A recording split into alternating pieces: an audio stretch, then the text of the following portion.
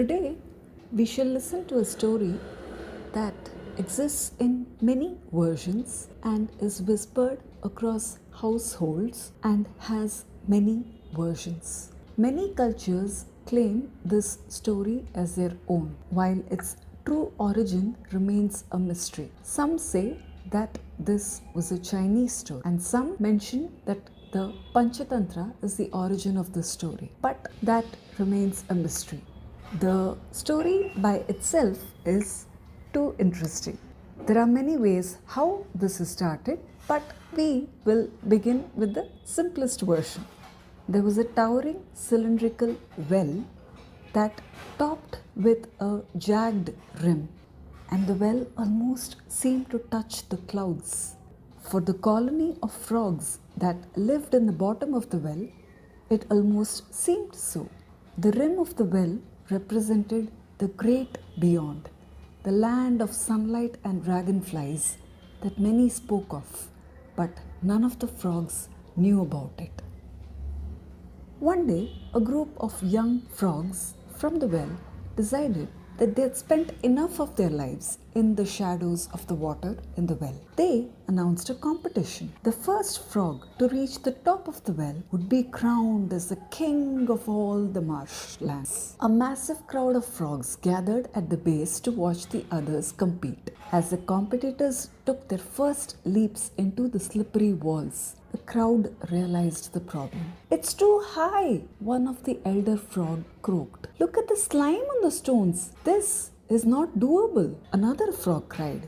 "They will never make it. They don't have the strength. I think they should give it up." And the murmurs grew louder. All the frogs accepted that it was better to live in the darkness than to fall to a death that they did not understand. The climb began. The little frogs leaped with fervor, but the walls were treacherous. For every inch of progress, there was a slip. One by one, the competitors began to tire. The crowd's voice grew louder. They shouted, "Give up! You're hurting yourself. It's impossible." Under the weight of the words, the frogs began to falter. One of the frogs, hearing the cries of his friend, lost his footing and tumbled back into the mud. Another, listening to the warnings about the heat of the sun at the top, grew fearful and stopped midway. Soon it so happened that there were only two frogs that remained. One was a huge bullfrog, and the other was a tiny, unassuming frog with bright, inquisitive eyes. A crowd of frogs shouted louder, "Save yourself! Give this up!" The bullfrog heard the screams and he felt the burn in his muscles.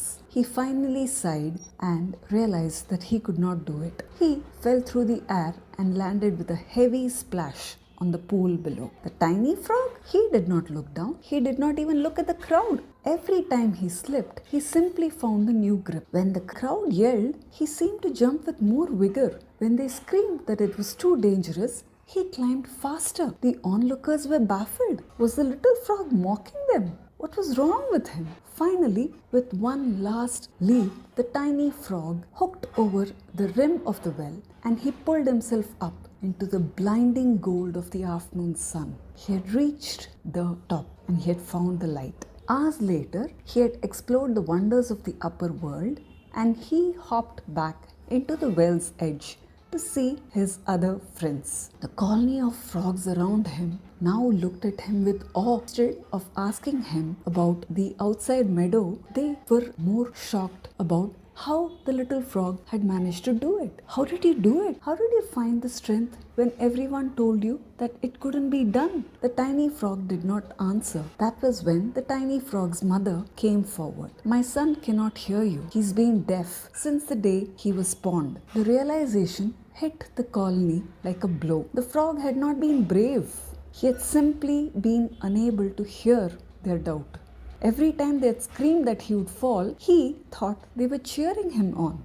He had interpreted their waving as gestures of encouragement. This is one of our folklore stories that brilliantly captures the truth of quiet simplicity.